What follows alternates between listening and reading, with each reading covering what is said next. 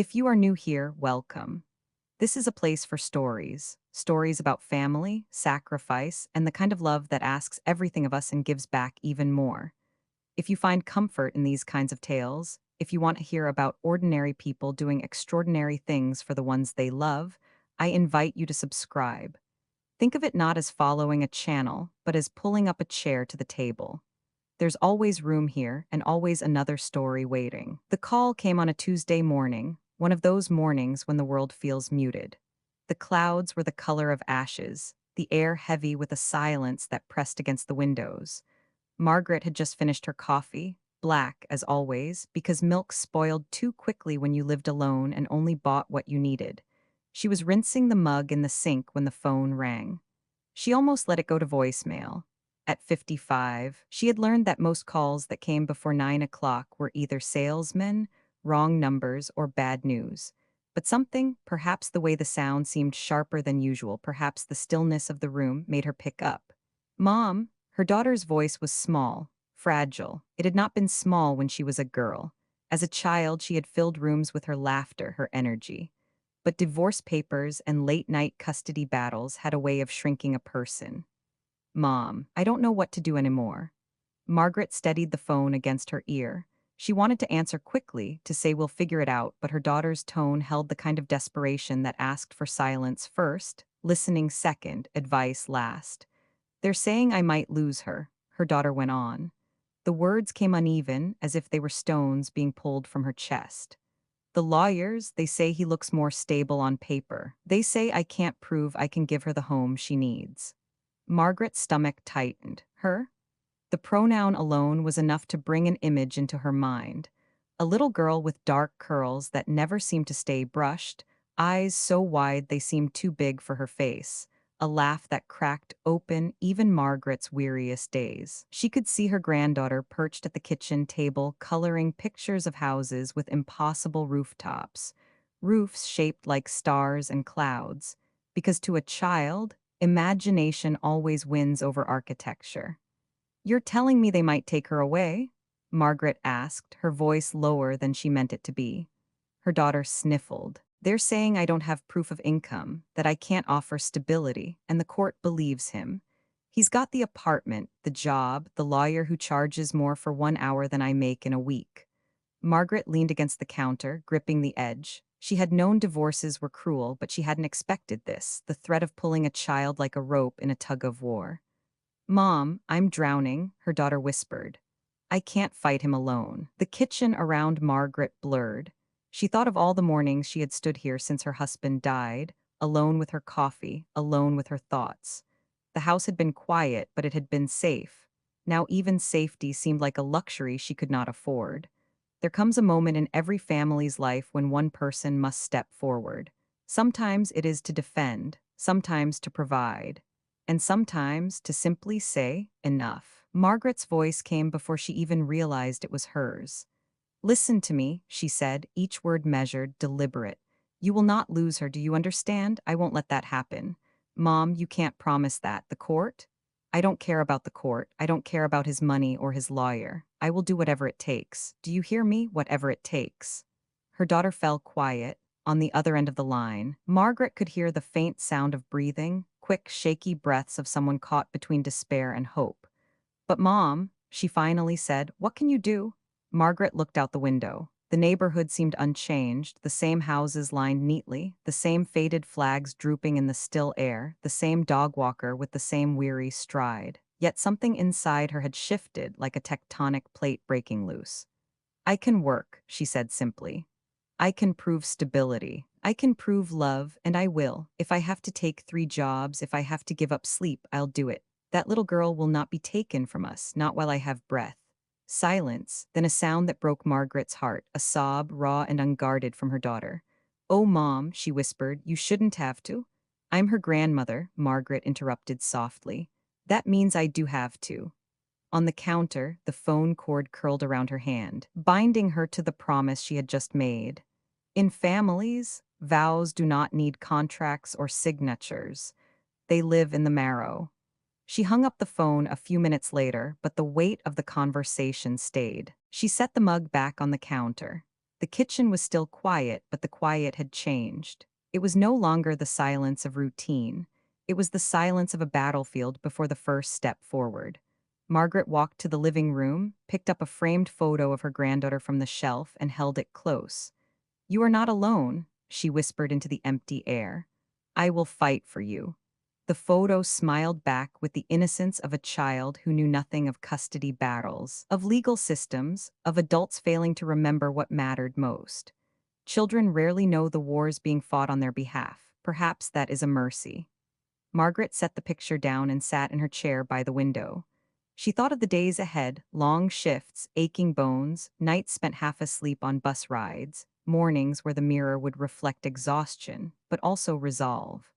She thought of the courtroom, the judge, the lawyers who measured lives by income and stability charts. And she thought of her granddaughter, who measured life by whether her grandmother's arms were there to catch her when she fell. At 55, Margaret had believed her hardest years were behind her. The years of raising her daughter, of working double shifts, of burying her husband too soon, she had believed those were the trials that would define her.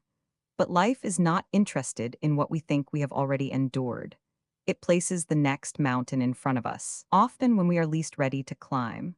Margaret closed her eyes. She could feel the tremor of fear, yes, but stronger than fear was something older, sturdier. A determination carved from decades of loving, losing, and carrying on anyway. She would fight, she would sacrifice, she would endure. Because sometimes the fiercest warriors do not carry swords or shields. They carry lunch pails, they wear tired shoes, they sign time cards in triplicate, and they whisper promises into photographs, binding themselves to the fight of their lives. That Tuesday morning, with clouds hanging heavy outside her window, Margaret began a new chapter in her life, not chosen, not welcomed, but accepted with the kind of courage only love can summon. The desperate call had come, and she had answered. Margaret never thought she would start over at 55. She imagined these years as gentler ones, mornings with coffee, afternoons tending to her garden, evenings spent reading in the quiet house her husband once filled with laughter. Instead, life had asked her for something different. And like every mother, every grandmother who understands that love has no expiration date, she answered. The day after the phone call, Margaret began her search. She walked from one end of town to the other, stepping into shops, diners, offices, anywhere with a help wanted sign. Most looked at her age before they looked at her resume. But Margaret had worked her entire adult life. She knew how to smile, how to serve, how to endure.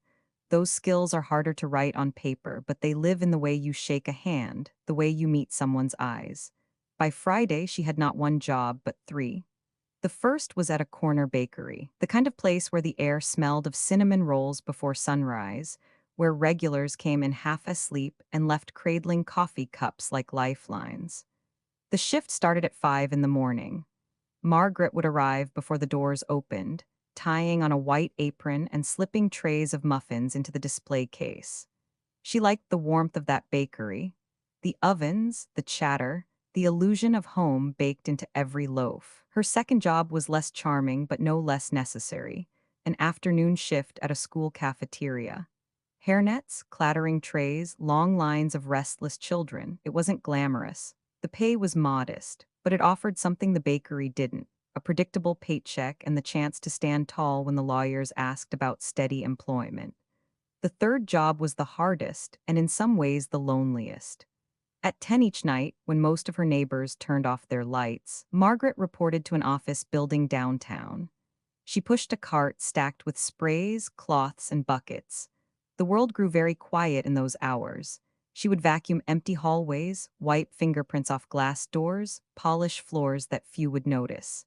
By 2 in the morning, she would be bone tired, her back stiff, her knees aching. But she pressed on because every dollar mattered. Every hour worked was another brick in the foundation she was trying to build for her granddaughter. It was an impossible schedule, and yet Margaret lived it.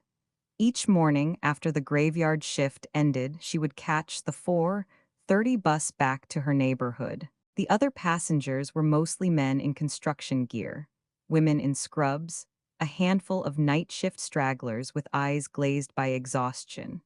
Margaret would press her forehead to the cold window and let the city lights blur into streaks of gold and red.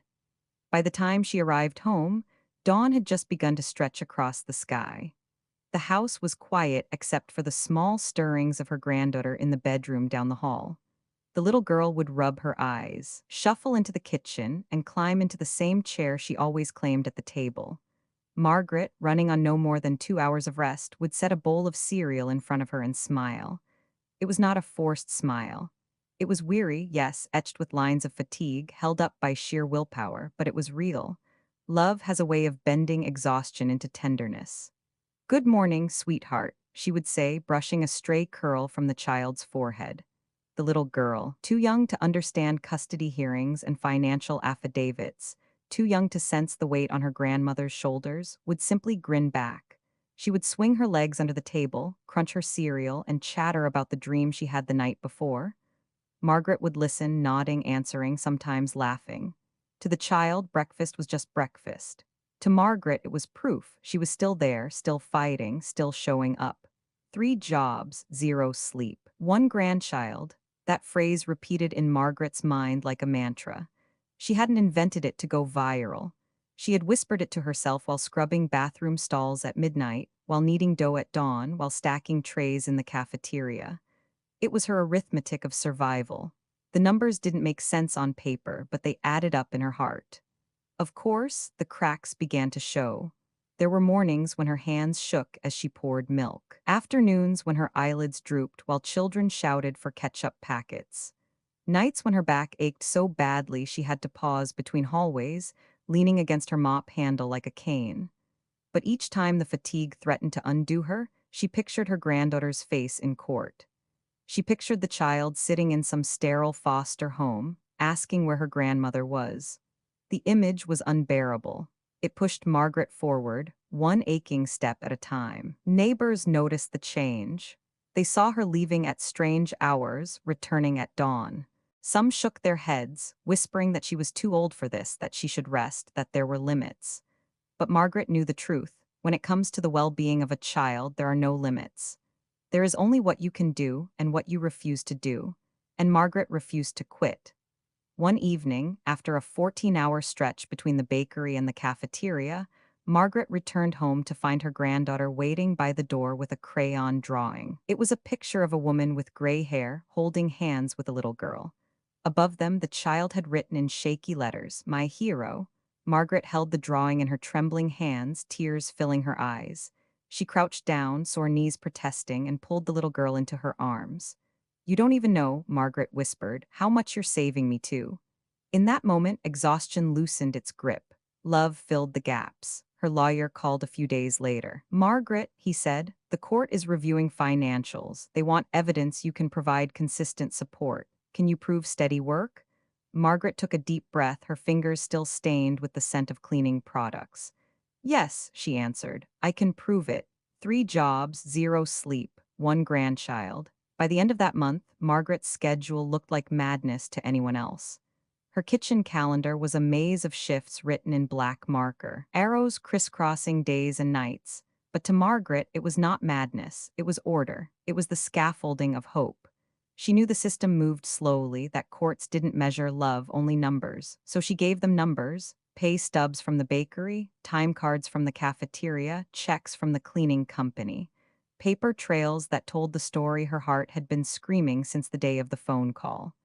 "I will do whatever it takes." And so, as the first month bled into the second, Margaret's life became a rhythm of labor and love. Work, bus, breakfast, smile, repeat again and again.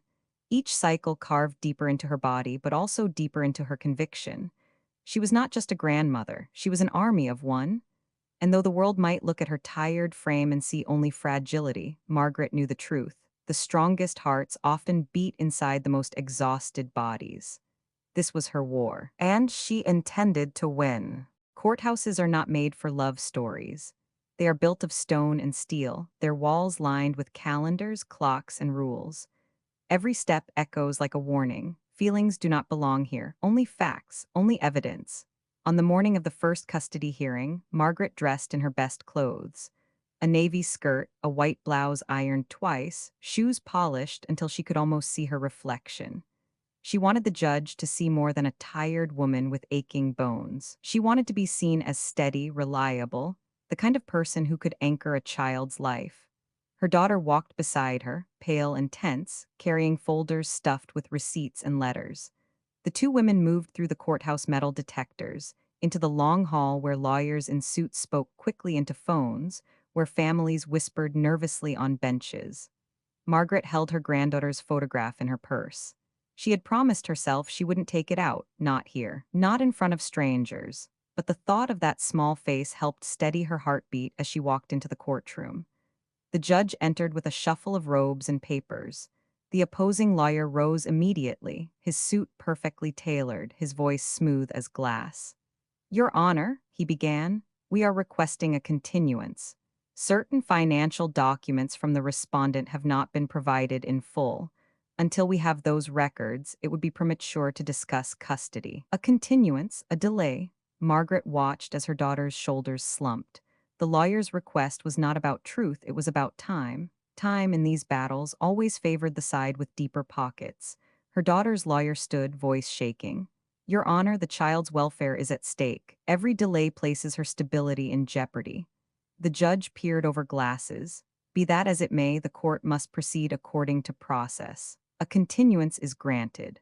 The gavel tapped. Just like that, weeks of preparation dissolved into air.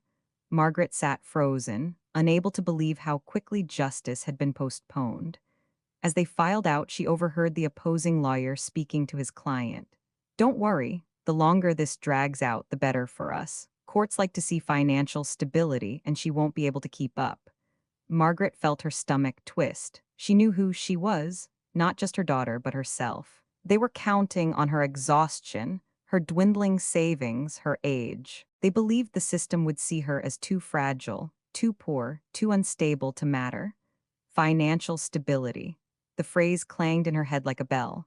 How could a system measure stability only in dollars? Stability, Margaret thought, was holding a child at night when she woke from nightmares. Stability was knowing which foods gave her an upset stomach, which song calmed her tears. But none of that appeared on a pay stub.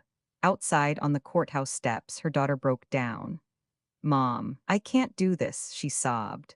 He's going to win. He's got the lawyer, the money, the apartment. We've got nothing but...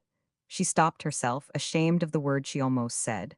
Nothing but me, Margaret finished gently. She pulled her daughter into her arms, holding her as tightly as she had when she was 5 years old and had fallen from her bicycle. Back then, a scraped knee had seemed unbearable. Now, the wounds were invisible but deeper. You have me, Margaret whispered, and that is not nothing. The following days blurred into paperwork, letters of employment, pay stubs from the bakery, the cafeteria, the cleaning company, bank statements that looked anemic next to the father's thick financial records. The lawyer explained it plainly. The court wants to see stability. They'll ask whether you can maintain income long term. They'll ask about housing. They'll compare your resources to his, unless we can show consistent proof. The judge may question your ability to provide.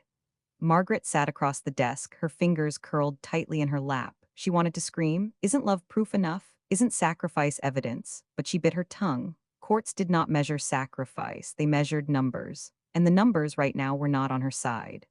That night, as she scrubbed floors in the office building, Margaret imagined the courtroom again.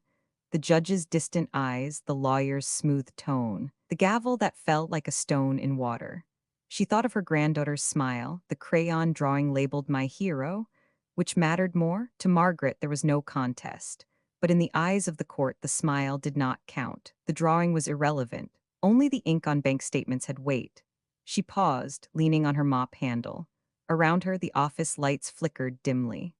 It felt as though the entire world was conspiring to remind her that she was small, insignificant. But then she remembered the vow she had made, I will do whatever it takes. She straightened her back, lifted the mop, and kept working. The second hearing was scheduled for 3 weeks later. That was the window. 3 weeks to prove she was not just a tired woman clinging to hope, but a provider, a fighter, a stable presence in her granddaughter's life. The stakes were clear. Either she convinced the court, or she lost the child who called her grandma. And Margaret had no intention of losing. She returned home the next morning, her clothes carrying the faint scent of disinfectant, her body aching from sleeplessness. Her granddaughter was waiting at the table, as always bright-eyed, smiling. "Grandma," she said, pushing a drawing across the table. It was another picture, this time of a tall building with stick figures inside. "That's the court, and that's you. You're bigger than the building." Margaret's throat tightened. Out of the mouths of children come truths adults forget. Love is larger than any system, larger than any stone courthouse. She folded the drawing carefully, placing it inside her purse alongside the photograph. It was not evidence by legal standards, but it was evidence enough for her. "Thank you, sweetheart," she whispered. "You're why I keep fighting." 3 jobs, 0 sleep, 1 grandchild. The phrase echoed again, not just as a mantra, but as a challenge. Could she convince the court that this arithmetic of love outweighed the cold calculus of money? She didn't know, but she knew one thing with certainty. She would try until her last breath. Because sometimes the only way to fight a cold system is with a warm, unbreakable heart. And Margaret's heart, though weary, had never been stronger. Sleep had become a stranger. It wasn't that Margaret disliked sleep. She craved it with a desperation she hadn't felt since the sleepless nights of raising her own baby decades earlier. But sleep had become a luxury item, the kind she couldn't afford. Between 3 jobs, court deadlines, and the endless tasks of running a household, the hours that remained for rest were no more than crumbs swept from a table. 2 hours here, 40 minutes there. She learned to nap sitting upright, to close her eyes while the bus rumbled beneath her, to drift off while laundry spun in the dryer. And yet, the deeper exhaustion never left. It sat on her shoulders like a weight she carried everywhere, heavy as lead. One morning, after a night of scrubbing offices until her back screamed, Margaret caught the early bus home. The city was still half asleep. Neon signs flickered in the mist, and the street smelled faintly of rain. She slid into the back seat, clutching her bag of uniforms. She told herself she would stay awake. She always did. But the bus engine hummed, the windows rattled, and the warmth of the heater against the cold air outside made her eyelids droop. She tried to think of her granddaughter, her curls, her drawings, her voice, but the images blurred. When the driver announced the next stop, Margaret didn't hear him. She had slumped sideways, her head against the cold glass, eyes closed. A fellow passenger, a young man in construction boots, noticed. He nudged her gently. "Ma'am, this is your stop, right?" Margaret startled awake. For a moment, she didn't know where she was. The exhaustion was so deep it left her disoriented, like waking from anesthesia. She blinked at the man, then realized the truth. She had fallen asleep so hard, she'd missed her stop. Embarrassed, she gathered her things, mumbling thanks. The man gave her a small smile, the kind reserved for people who recognize another kind of struggle but choose not to pry. When she finally reached home, her granddaughter was waiting at the kitchen table, already coloring. "Grandma, you're late," the little girl said, not accusing, just noticing. "I know, sweetheart," Margaret replied, forcing a smile as she poured milk into a cereal bowl. Her hands trembled, spilling drops across the counter. She quickly wiped them away before the child could see. She lowered herself into the chair beside her granddaughter and listened as the girl explained her drawing. It was of a castle this time, tall towers with flags, and in the center a small stick figure holding a crown. "That's you," the girl explained proudly. "You're the queen." Margaret chuckled softly, though her chest ached with fatigue. "A queen, huh? Queens need their crowns polished." She tapped her granddaughter's nose, and the little girl giggled. Inside, Margaret wondered how long she could keep this up. How long before the sleepless nights claimed more than just her energy, before they claimed her health, her focus, maybe even her chance in court. Later that week, the cracks deepened. At the bakery, she nearly dropped a tray of muffins because her hands refused to steady. At the cafeteria, she forgot to clock out, costing her a small slice of pay. At the office cleaning job, she caught herself staring blankly at a wall, mop in hand, too tired to remember what she had been doing. Each mistake was small, forgivable, but together they painted a picture of fragility, the very thing the opposing lawyer would point to as proof she couldn't provide stability. The irony was cruel. The harder she worked to prove herself, the more her body betrayed her. One night, halfway through her cleaning shift, Margaret sat down on a bench in the empty lobby. Just for a minute, she told herself. Just long enough to rest her back. She leaned her head against the cool marble wall and closed her eyes. When she opened them again, nearly 20 minutes had passed. The mop bucket sat untouched, the clock on the wall ticking louder than her heartbeat. Margaret pressed her palms to her eyes, fighting tears. She couldn't afford this. She couldn't afford to falter now, not when every hour mattered. She whispered aloud, the words cracking in the empty lobby. 3 jobs, 0 sleep, 1 grandchild. It was no longer a mantra. It was a plea. Her lawyer called the next morning. Margaret, the court date is set 2 weeks. They'll want to see financial consistency and evidence of your ability to provide. We have to be sharp. Sharp, the word stung. Margaret felt anything but sharp. She felt frayed, dulled like a rope unraveling. Still, she answered, I'll be ready, because she had no choice. That weekend, she sat at the kitchen table with her granddaughter. The child was cutting shapes from colored paper, taping them into what she called the family book. Margaret helped her glue a drawing onto one page, a picture of a woman with tired eyes but a smile stretched wide. That's you, the girl explained again. Margaret smoothed the page, her eyes moist. And who's this beside me? The little girl pointed. That's me, we're together, always. Margaret pulled her close, kissing the top of her head. She closed her eyes, inhaling the scent of crayons and shampoo, promising herself she would endure whatever sleepless nights remained. The days blurred. Bakery, cafeteria, cleaning, bus rides, cereal bowls, bedtime stories. Her body begged for rest, but her heart refused to quit. Every time she thought she could not go on, she looked at her granddaughter and remembered why she had started. One morning, after yet another sleepless night, Margaret stood at the bus stop as the sun rose. Her bones ached. Her eyes burned.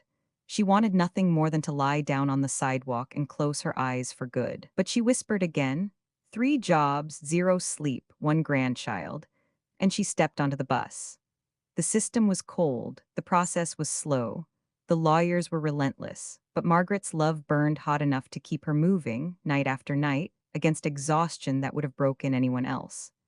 The question that haunted her was not whether she loved enough, but whether love alone would be enough to satisfy a court that demanded paper over passion, income over sacrifice. She didn't know, but she knew she would keep going until the gavel fell. Because sometimes love is strongest not when it is well rested, but when it refuses to rest at all. And Margaret's love was wide awake, even when her body wasn't. Every story has a valley, a place where shadows grow longer than the light, where hope feels as though it has slipped through your fingers. For Margaret, that valley arrived on the morning of her second court appearance. She had prepared as best she could, every pay stub neatly paper-clipped, letters from employers stacked in order, notes scribbled on yellow pads reminding her of every detail, her work hours, her income, the proof that she was not merely surviving but providing. Yet as she stood once again inside the courtroom, with its cold benches and air that smelled faintly of dust and disinfectant, Margaret felt the first tremors of doubt. The system had no heart, and she was about to learn just how merciless it could be. The opposing lawyer wasted no time. He rose with the ease of a man who knew the terrain was tilted in his favor. His suit was immaculate, his tone polished, his words sharpened like blades. Your Honor, he began, while we respect the grandmother's efforts, the reality is clear. She is 55 years old, holding multiple part-time jobs. This is not stability, it is desperation. The child deserves a home that is consistent, reliable, and financially secure. My client, the father, has that home. He has one job, one address, one life structured for the best interest of the child. He paused for effect, then added, We ask the court not to be swayed by sentimentality, but to consider the facts. Financial instability is no foundation for a child's future. Each word landed like a hammer on Margaret's chest. She could feel her daughter's hand trembling beside her. Her lawyer stood to respond, but his voice lacked the weight, the polish. He argued that love should matter, that sacrifice was proof of character. But in that room, character seemed invisible. The judge listened with the detached expression of someone cataloging numbers, not lives. When Margaret was called to the stand, she steadied herself. She spoke of her jobs, her schedules, her commitment. She described waking before dawn, returning home just in time to give her granddaughter breakfast, the joy she felt in being part of her daily life. But as she spoke, she saw the opposing lawyer's smirk. He held up her time cards, pointing out inconsistencies. Mrs. Lewis, he said smoothly, according to these records, you worked a double shift on the 12th, which would have left you unavailable for your granddaughter's care. How do you reconcile that with your claim of stability? Margaret swallowed hard. On that day, my neighbor watched her for a few hours until I returned. She was safe, cared for. Precisely, the lawyer replied. Reliance on neighbors, not stability, not a long-term plan. Margaret wanted to shout, to demand that he see the truth, that stability was not measured in uninterrupted schedules, but in unwavering love. But the judge's pen scratched against the paper, recording only the facts, not the heart behind them. By the end of the morning, Margaret felt as though the walls were closing in. The opposing lawyer painted her as fragile, unfit, stretched too thin. Her lawyer's objections barely landed. Then came the worst blow. The judge leaned forward, his voice heavy with authority. At this stage, the court has serious concerns regarding the respondent's ability to provide consistent financial and personal stability for the child. Unless compelling evidence is presented, custody may be awarded to the father. The words echoed in Margaret's head, custody may be awarded to the father. Her daughter let out a quiet sob. Margaret reached for her hand, but inside, her own heart was breaking. They left the courthouse in silence. The steps that had seemed so steep the first time now felt impossible, each one heavier than the last. Outside, the sky was gray, the air damp, as though even the weather had decided to mourn with them. At the bottom of the steps, her daughter collapsed onto a bench, face buried in her hands. Mom, she cried, it's over. We're going to lose her. I can feel it. I can't fight him. He has everything. We have nothing. Margaret sat beside her, too drained to offer false reassurances. She looked at the courthouse looming behind them, its windows reflecting the gray sky, its doors swallowing people whole. For the first time since this began, doubt crept in. Was she asking too much of herself? Was she clinging to a fight she couldn't win? The thought of losing her granddaughter, of not hearing her laughter in the kitchen, not seeing her drawings on the fridge was unbearable. Yet the reality of the system pressed down harder with every breath. Her daughter's words sliced through the silence. Maybe she really is better off with him. Margaret turned sharply. Don't say that. But Mom, don't say that. Her voice cracked, but her eyes burned with fire. She is better off with love. She is better off with people who will sacrifice everything for her. That is us. That has always been us. Money is not the measure of a home. If it were, then love would have no value at all, and I refuse to believe that. Her daughter stared at her, tears streaming, but for the first time in days, a flicker of resolve returned to her face. That night, Margaret sat alone in her kitchen. The house was quiet, her granddaughter already asleep. The stack of legal papers sat in front of her, cold and clinical. She stared at them until the words blurred. She felt the weight of exhaustion pressing her down, whispering that maybe the lawyer was right, maybe the judge was right, maybe the fight was unwinnable. But then, from down the hall, she heard a soft sound, a child's laughter in her sleep. That sound pierced the darkness, reminding her of the vow she had made. She rose from the table, walked quietly into her granddaughter's room, and stood watching her breathe. The little girl clutched a stuffed bear, her face peaceful, unaware of the battles raging around her. Margaret whispered into the stillness, I will not lose you, not now, not ever. The darkest day had passed, but Margaret understood something vital. Valleys do not last forever. Somewhere ahead there would be light, and she would keep walking until she found it. Hope doesn't always arrive with trumpets and bright lights. Sometimes it sneaks in quietly, like sunlight slipping through a crack in heavy curtains.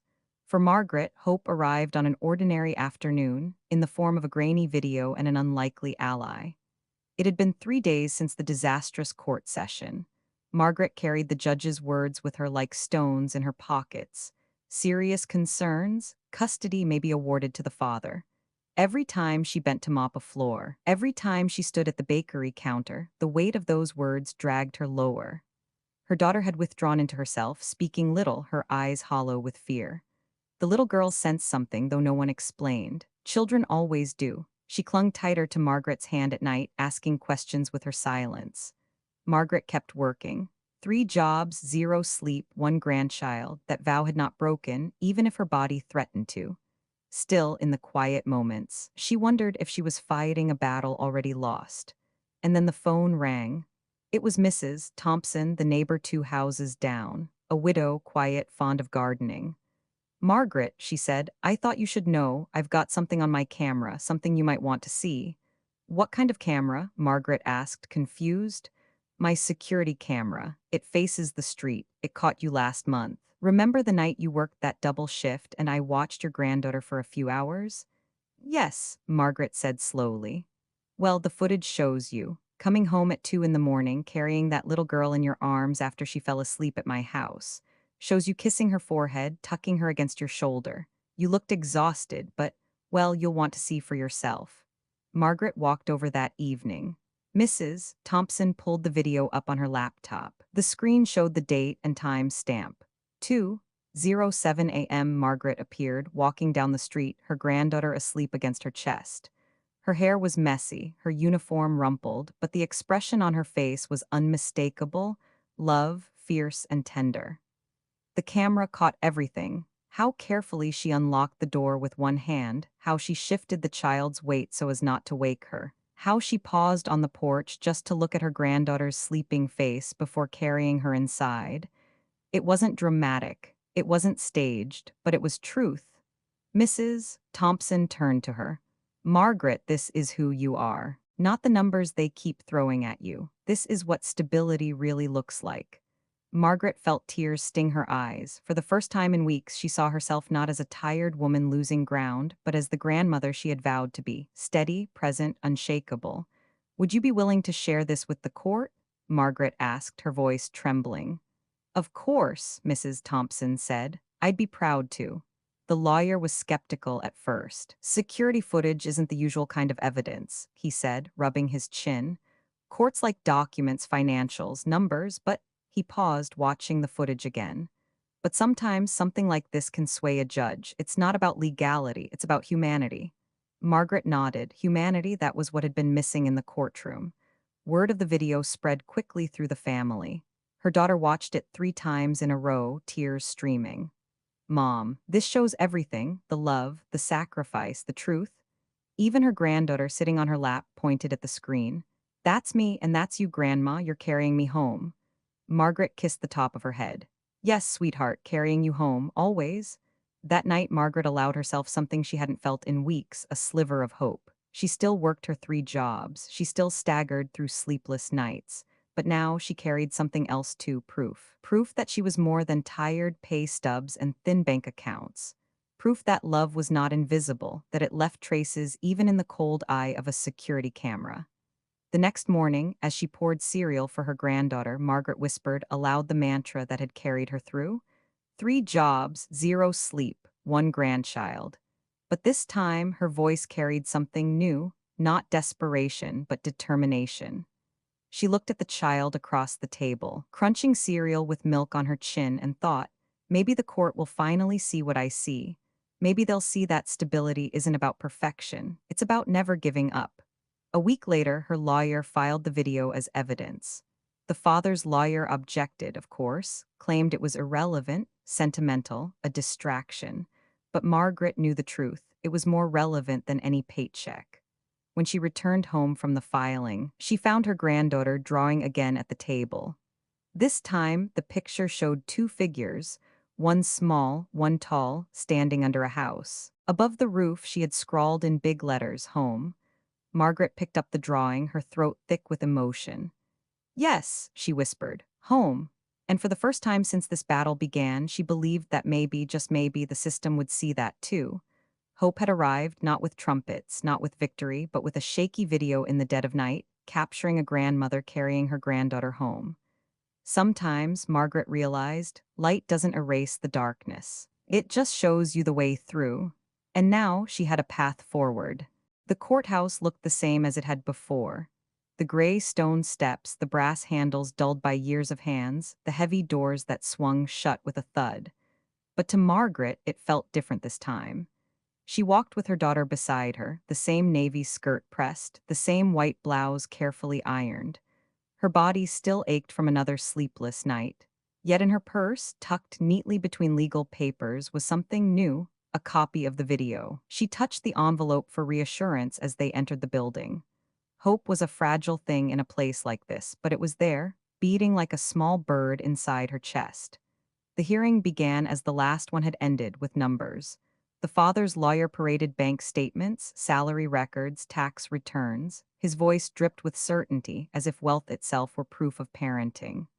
"Your Honor," he said smoothly, "our position remains unchanged. The respondent is working herself to exhaustion, juggling multiple part-time jobs. This is not stability, it is chaos. My client, however, offers financial security and a consistent home environment. We ask the court to act in the child's best interest." Margaret's daughter squeezed her hand under the table. For a moment, Margaret felt the same sinking despair from before, the sense that love would once again be drowned out by paperwork. But then her lawyer rose. His hands trembled slightly as he adjusted his glasses, but his voice carried a steadiness it hadn't before. "Your Honor," he began, "we do not deny that my client works multiple jobs. She does, but what the opposing counsel calls desperation, we call devotion. And today we have something to show this court, something that speaks louder than numbers." He turned toward the judge. "With permission, I'd like to present a piece of video evidence." The judge raised an eyebrow but nodded. "Proceed." The lights dimmed slightly as a screen was wheeled into place. Margaret sat rigid, her heart pounding in her ears. The footage began. The timestamp glowed at the corner, 2:07 a.m. The street was quiet. Then she appeared herself, a small figure under a pool of lamplight, her granddaughter asleep in her arms.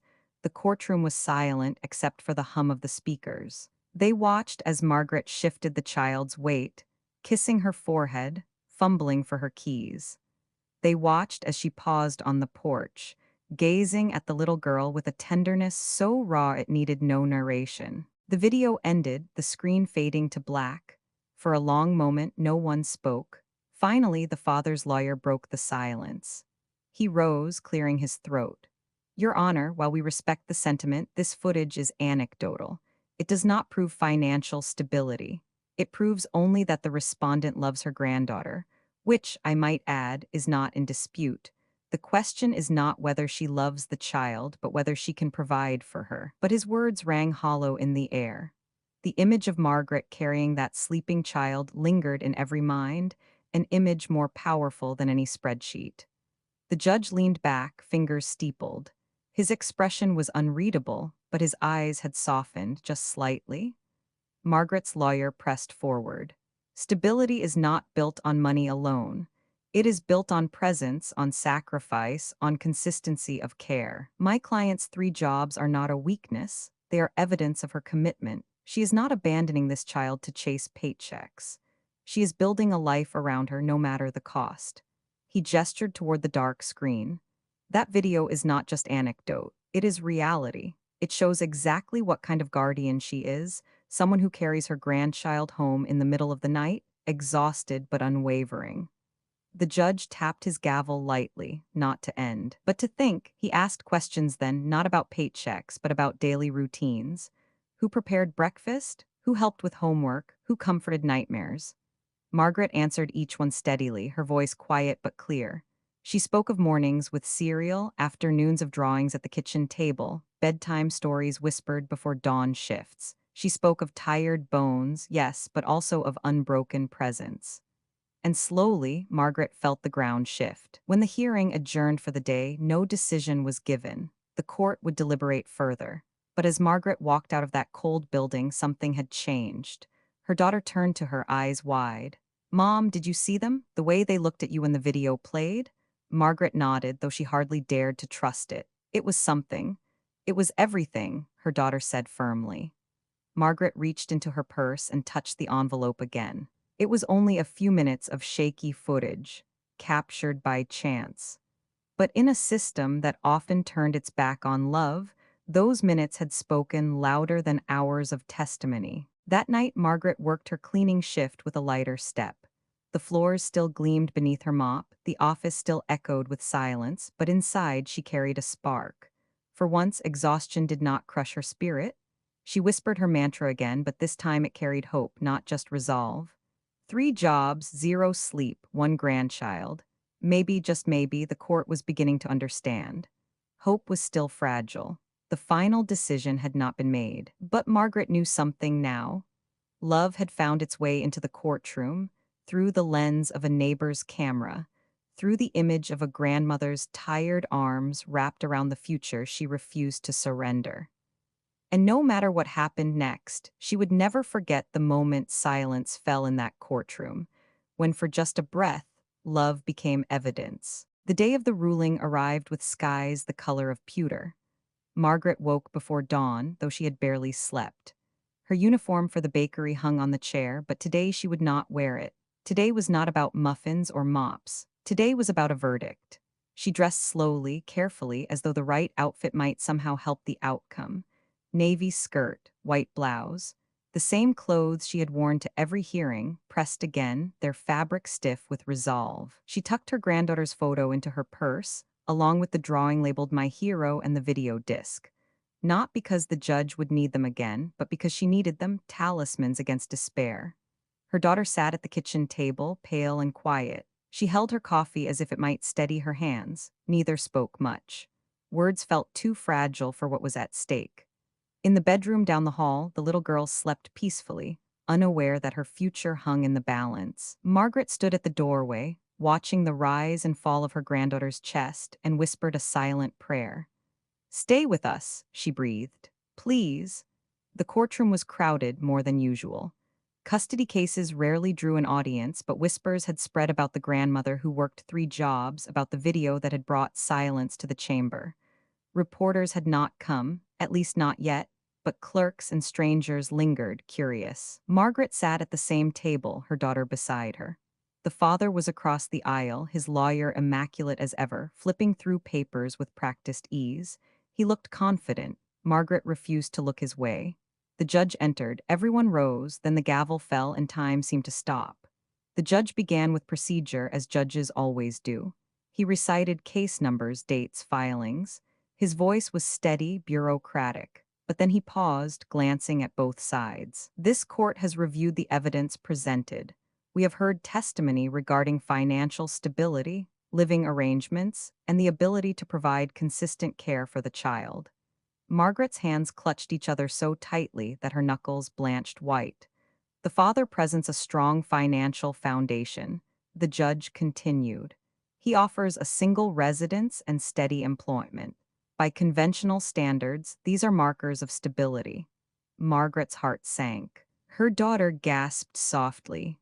For a moment, it felt like the gavel had already fallen against them. But then the judge shifted his gaze. "However," he said, his voice firm, "this court does not evaluate stability on income alone. We must consider the lived reality of the child, the daily rhythms of care, the presence of consistent love, the sacrifices made to provide not only shelter but security of heart." A murmur rippled through the courtroom. The judge reached for paper, tapping it lightly. The video evidence presented was unorthodox, yet it was illuminating. It demonstrated devotion beyond convenience, a guardian who, despite exhaustion, remained present and nurturing. The child's well-being is not measured solely by bank accounts. It is measured by the constancy of love. He paused again, letting the words settle. "This court finds that the grandmother, Margaret Lewis, provides a stable and nurturing environment. Custody is hereby granted to her daughter, with guardianship support from Mrs. Lewis. The child shall remain in her mother's and grandmother's care." The gavel struck once, sharp and final. For a moment, Margaret couldn't breathe. She had prepared herself for loss, for despair, for the sound of her granddaughter's life slipping away through legal fingers. Instead, the words echoed in her mind like bells. "Custody is hereby granted, remain in her care." Her daughter burst into tears, collapsing against her shoulder. Margaret held her tightly, both of them shaking. Around them, the murmurs of the courtroom grew louder, some surprised, some approving.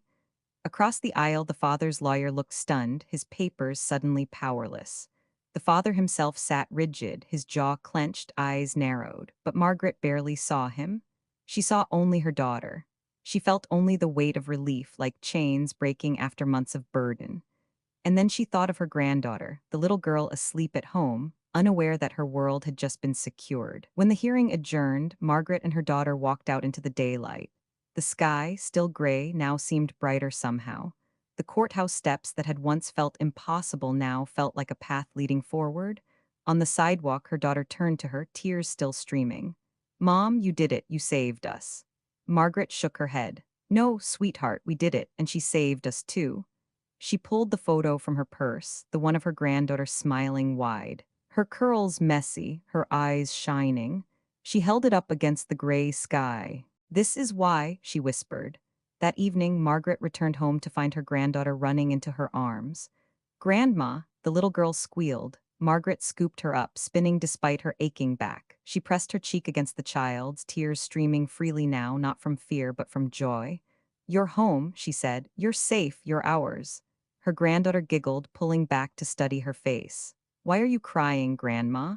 Margaret kissed her forehead. "Because sometimes, sweetheart, love wins."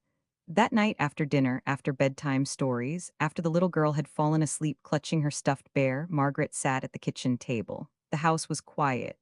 The pile of papers still sat on the counter, time cards, stubs, receipts, but they no longer looked like weapons in a war. They looked like relics of a battle won. She leaned back, closing her eyes. Exhaustion still pressed against her bones, but for the first time in months, it felt lightened by triumph. 3 jobs, 0 sleep, 1 grandchild. The mantra returned, but now it sounded different. No longer a desperate cry in the night. Now it was a victory hymn. Margaret smiled to herself, whispering into the silence, "Worth every hour."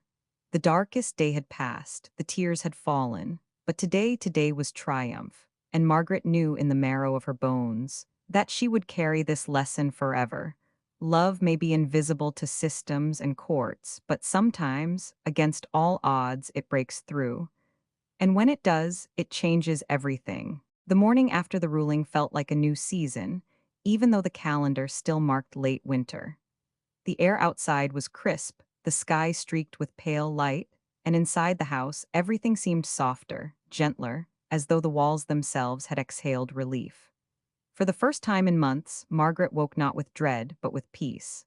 She still stirred before dawn, habit refusing to loosen its grip, but instead of reaching for her work clothes, she lingered in the quiet. She padded to her granddaughter's room, where the little girl slept curled around her stuffed bear, the faintest smile on her lips.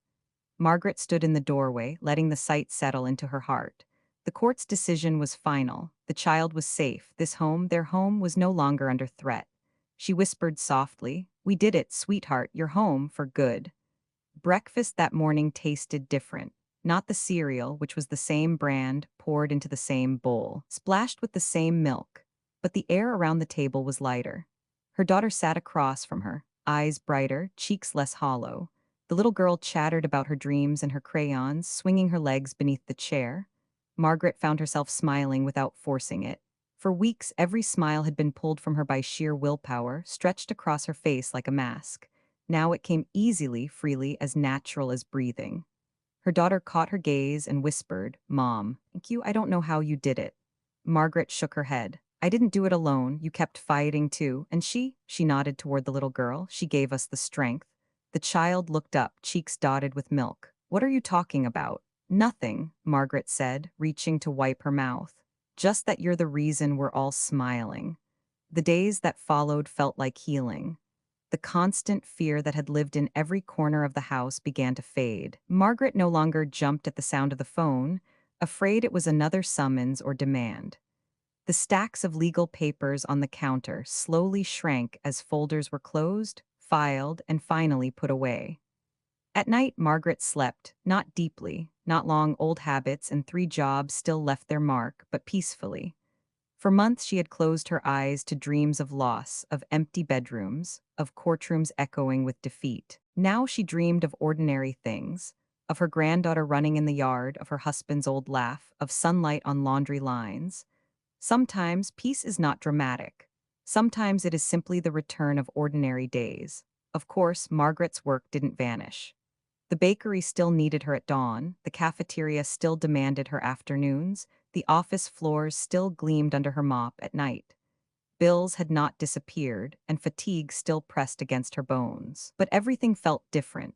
Work no longer carried the desperate edge of survival, it carried the quiet dignity of provision. Each shift was not a battle to prove herself to the court, but a gift to her granddaughter. 3 jobs, 0 sleep, 1 grandchild. The mantra remained, but now it was no longer a cry of exhaustion, it was a badge of honor. One Saturday, Margaret surprised her granddaughter by taking her to the park. The swings squeaked. The air smelled faintly of cut grass, and children's laughter filled the air. As Margaret pushed the little girl higher and higher, the child squealed, "Again, Grandma, higher." Her daughter sat nearby on a bench, watching with a smile Margaret hadn't seen in years. "This feels like before," she said softly when Margaret sat down beside her, catching her breath. "Before what?" Margaret asked. "Before the court, before the fear, before everything was so heavy." Margaret nodded. "Maybe it's time we find new befores and afters, not marked by battles but by joys." Her daughter leaned against her shoulder, and for a moment they sat in silence, just listening to the wind in the trees and the children's laughter. That evening, back at home, her granddaughter tugged at her sleeve. "Grandma, can we make cookies?" Margaret laughed. "Cookies? After all the muffins I bake at the bakery?" "Yes, but ours, not work cookies, home cookies." The phrase lodged in Margaret's heart, home cookies. She pulled out flour, sugar, eggs. They mixed and stirred, the kitchen filling with warmth and sweet smells. Flour dusted Margaret's skirt, chocolate smudged her granddaughter's cheeks. When the cookies came out golden and warm, the child clapped her hands. "Best cookies ever?" Margaret smiled, biting into one herself. They weren't perfect. They crumbled at the edges, but they were theirs. Just like this home, this family, this life rebuilt from the ashes of fear. Later that night, Margaret sat at the kitchen table again. The same place she had sat so many nights, staring at legal documents, whispering prayers into the dark. But tonight, instead of papers, the table was covered in crayon drawings. Castles, houses, stick figures with smiling faces. Her granddaughter had drawn a new picture, 3 figures holding hands standing beneath a roof. Above it, in shaky but determined letters, the child had written, "Forever home." Margaret traced the letters with her finger, her eyes filling. She folded the paper carefully, placing it in her purse beside the photo and the old drawing labeled "My Hero." Her collection of talismans was growing, not weapons for court anymore, but reminders of what had been won. As she prepared for bed, Margaret paused at the doorway of her granddaughter's room. The child slept soundly, the crayon drawing taped to the wall above her bed. Margaret whispered into the stillness, the same words she had spoken in darker days. "You are not alone, I will fight for you." But tonight she added something new. "And now, sweetheart, we get to live." The homecoming was not about returning to a house they had never left. It was about returning to themselves, to laughter at the breakfast table, to cookies in the oven, to swings at the park, to a future not defined by courtrooms but by love. For Margaret, this was triumph greater than any gavel's strike, the ordinary miracles of family restored. Stories do not always end with fireworks. Some end with something quieter, something steadier, the kind of ending that lingers not because it shouts, but because it whispers truths that echo for years. For Margaret, the end of the custody battle was not the end of her journey. It was the beginning of something deeper, a chance to pass on the lesson she had carved with her own exhaustion, her own sacrifice, her own heart. Weeks turned into months. The routines of life settled into a rhythm again. Her granddaughter grew taller, her curls wilder, her laughter louder. Margaret still worked the bakery in the mornings, the cafeteria in the afternoons, and the offices at night. But the pressure felt different now. Each shift was not about proving herself to a judge, it was about building a future. She told herself she might cut back soon, maybe drop one job, maybe find a steadier role. But for now, she kept moving. Not out of fear anymore, but out of choice. Because providing had become her language of love. Still, as the weight of the past months eased, Margaret found herself thinking more about the future. Not just the next paycheck, but the years ahead, the legacy she would leave behind. One evening, as the sun dipped low and painted the kitchen in gold, Margaret sat at the table with her granddaughter. Crayons scattered across the surface, coloring pages half finished. "Grandma," the little girl asked suddenly, "why do you work so much?" Margaret smiled gently. The question was innocent, but it carried the weight of everything they had endured. I work, she said slowly, because I love you, because sometimes love means doing hard things even when you're tired, especially when you're tired. The little girl tilted her head. But doesn't love mean hugs and cookies too? Margaret chuckled. Yes, sweetheart, it means hugs and cookies. But it also means showing up, even when it's hard. Love is more than what we feel, it's what we do. The child nodded, absorbing the answer as only children can. Then she picked up a crayon and began to draw again, this time a picture of Margaret in her bakery apron, holding a tray of cookies shaped like hearts. Later that week, Margaret took out an old notebook, one she had once used for shopping lists and recipes. She began to write, not stories exactly, but lessons, notes for the future. She wrote about the night she fell asleep on the bus and what it taught her about limits. She wrote about the video that saved them and what it proved about truth shining through. She wrote about the courtroom silence when love had finally been seen. At the top of the first page, she wrote in careful letters for her. She didn't know if her granddaughter would ever read it, not now, not soon. But someday. Someday when she was old enough to understand that heroes do not always wear crowns or capes. Sometimes they wear aprons or hairnets or rubber gloves, and they keep moving anyway. One Sunday, Margaret gathered her daughter and granddaughter in the living room. She held the notebook in her lap, stroking its worn cover. I want to tell you both something, she began. All these months I've been working, fighting, barely sleeping, and I did it because I wanted to protect you. But more than that, I wanted to teach you something. Her daughter leaned forward, eyes soft. Her granddaughter curled up beside her, listening. The world doesn't always measure love the right way, Margaret said. It measures money or titles or the size of your house. But real love, the kind that lasts, is measured in sacrifice, in showing up, in carrying someone when they can't walk themselves. She paused, her eyes misting. I want you both to remember that because someday you'll face battles of your own. And when you do, I hope you'll know love is enough to keep going. Love is enough to win. Her granddaughter reached for her hand, small fingers curling around hers. Grandma, she whispered, you already taught me that. That night after the house grew quiet, Margaret stepped outside. The sky was clear, sprinkled with stars. She thought of her husband, gone too soon, and wondered if he had been watching all along. I did it, Harold, she whispered into the night. I kept our family together. The wind stirred gently, rustling the trees. Margaret closed her eyes and breathed deeply. She was tired, bone tired, but she was also full, full of gratitude, of relief, of the knowledge that she had given everything she could and that it had been enough. Months later, when neighbors spoke of the case, when whispers of the grandmother who worked 3 jobs circled through the town, Margaret would smile politely but say little. She didn't need the attention. She didn't need the story to spread. But sometimes, late at night, she would hear her granddaughter's voice calling from her bedroom. Good night, Grandma, love you. And Margaret would answer back, her voice steady and sure, love you more. That was the only story that mattered. 3 jobs, 0 sleep, 1 grandchild. The numbers had begun as a cry of exhaustion, then they became a banner of defiance. Now they were a testament to triumph. Margaret knew she would not work 3 jobs forever. Life would change, the child would grow, new challenges would come, but the lesson would last. When love calls, you answer. Even if it costs everything, especially if it costs everything. The story did not end with a courtroom or a paycheck.